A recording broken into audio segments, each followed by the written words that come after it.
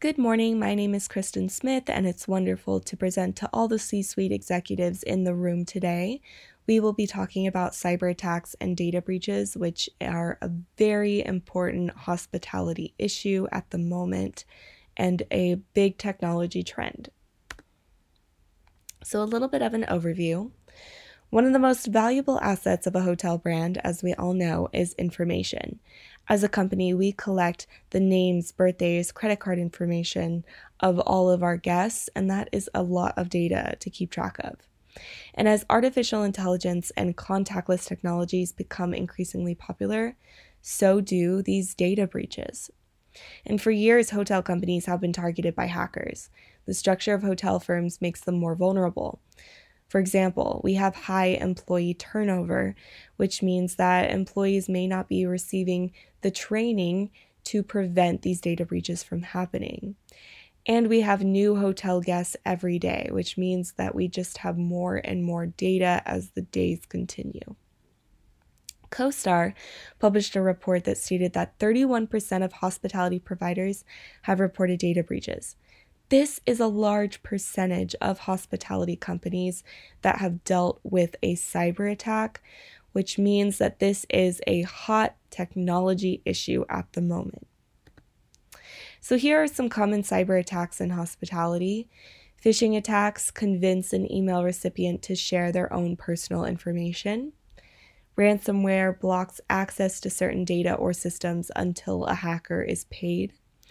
Distributed DOS, it targets systems such as sprinklers or security cameras.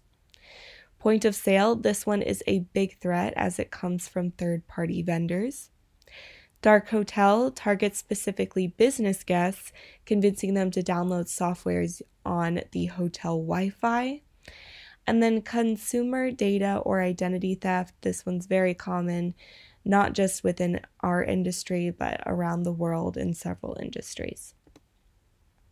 So what makes this issue such a big, hot issue right now? Well, these data breaches have been happening to hotels for numerous years. For example, MGM International in 2019 suffered a data breach that exposed personal information on as many as 10.6 million customers. That is a lot of data. And then in 2023, they lost $100 million from a cyber attack. That is a lot of money to lose, and we cannot afford to lose that as a company. Marriott in 2020 confirmed that information of up to 5.2 million guests could be involved in a data breach. In 2018, Marriott estimated that 500 million guests who made a reservation at a Starwood property since 2014 might have had their information at risk. Again, a lot of money and a lot of data will be at stake if we do not protect all of our hotel guests and their data right now.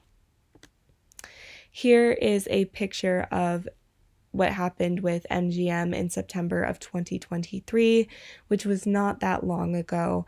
All of their systems were down within Las Vegas at their different properties, and their stocks plummeted as well. You can see that in September 2023, the stock went down to $41.40, and that's what it closed at. So you can see that there is lost revenue from disrupted operations, reduced customer loyalty and trust, increased legal liability and regulatory scrutiny, higher costs for cybersecurity improvements, and damage to the overall brand image and competitive advantage for hotels. So how can we fight against this? What are some new technologies that we can use, and maybe some old existing technologies so that we can fight against this issue? First, there are biometrics. So this is going to help with authentication, such as fingerprints, using facial recognition, voice recognition, anything of that sort to make sure that data is protected. Then we have cloud computing technologies. This is very important as everything is kept on a cloud versus on a hard drive computer. This makes it more accessible, but also more secure. And then there's also two-factor authentication, where you put in your password and your username, but also you need your phone number and a code sent to you in order to log into your applications. And this is making it harder for hackers to get into accounts and to get into computers.